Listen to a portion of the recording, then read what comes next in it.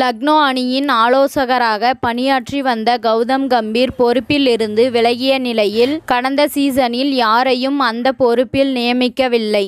தற்போது இந்திய வீரர்களை வழிநடத்துவதற்காக ஜாகிர் கானை அந்த பொறுப்புக்கு கொண்டு வருவதில் லக்னோ அணி தீவிரமாக இருப்பது தெரியவந்துள்ளது. இந்திய கிரிக்கெட் வரலாற்றில் மிக சிறந்த இடது கை வேகப்பந்து வீச்சாளர் ஜாகிர் கான் தற்போது மும்பை இந்தியன்ஸ் அணியின் இயக்குநராக பணியாற்றி வருகிறார். இளம் வீரர்களுக்கு அறிவுரைகள் கூறி அவர்களை சிறப்பாக தயார் செய்து வருகிறார். இந்திய அணியின் தலைமை பயிற்சியாளராக கௌதம் கம்பீர் வந்தபின் பவுலிங் பயிற்சியாளராக ஜாகிர் கானை கொண்டு வர முயற்சித்தார். ஆனால் ஜாகிர் கான் முழு நேர பயிற்சியாளர் பொறுப்புக்கு வர ஆர்வம் காட்டவில்லை. இதன் காரணமாக லக்னோ அணியின் பவுலிங் பயிற்சியாளராக செயல்பட்டு வந்த மோர்னே மார்கலை இந்திய அணிக்குள் கொண்டு வந்தார்.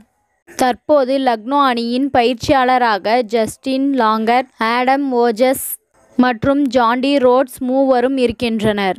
ஏற்கனவே கௌதம் கம்பீர் விட்டு சென்ற ஆலோசகர் பொறுப்புக்கும் யாரும் நியமிக்கப்படவில்லை. இந்த நிலையில் லக்னோ அணி புதிய ஆலோசகரை தேடும் பணியில் தீவிரமாக இருப்பது தெரியவந்துள்ளது. ஏற்கனவே தலைமை பயிற்சியாளரை மாற்ற லக்னோ அணியின் உரிமையாளர் சஞ்சீவ் கோயங்கா முடிவு எடுத்துள்ளார். இந்த நிலையில் லக்னோ அணியின் ஆலோசகர் பதவிக்கு இந்திய கிரிக்கெட் ஜாம்பவான் ஜாகிர் கானை கொண்டு வர முயற்சிகள் நடப்பதாக தகவல் வெளியாகியுள்ளது. ஜாகிர் கான் ஆலோசகராக வரும் பட்சத்தில் இந்திய வீரர்களை எளிதாக ஒருங்கிணைக்க முடியும் என்று பார்க்கப்படுகின்றது. ஏற்கனவே மும்பை அணியில் செயல்பட்ட அனுபவம் இருப்பதால் லக்னோ அணி வீரர்களுக்கும் அவருடன் பணியாற்ற வாய்ப்பு கிடைக்கும். இதற்காக ஜாகிர் கானுக்கு பெரும் தொகை ஒன்று ஊதியமாக வழங்க லக்னோ அணி முன்வந்திருப்பதாகவும் கூறப்படுகின்றது. ஆனால் லக்னோ அணியின் ஆலோசகர் பதவிக்கு வர ஜாகிர் கான் இதுவரை சம்மதம் தெரிவிக்கவில்லை.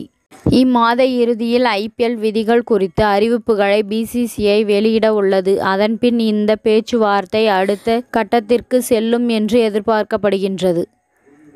இத்துடன் இந்த செய்தி முடிவடைகின்றது. நன்றி, வணக்கம். மீண்டும் அடுத்த வீடியோவில் சந்திப்போம். மேலும் இதுபோன்ற சுவாரஸ்யமான தகவல்களை அறிய தமிழ் சிறை சேனலை சப்ஸ்கிரைப் பண்ணுங்க, ஷேர் பண்ணுங்க, லைக் பண்ணுங்க மற்றும் கமெண்ட் பண்ணுங்க.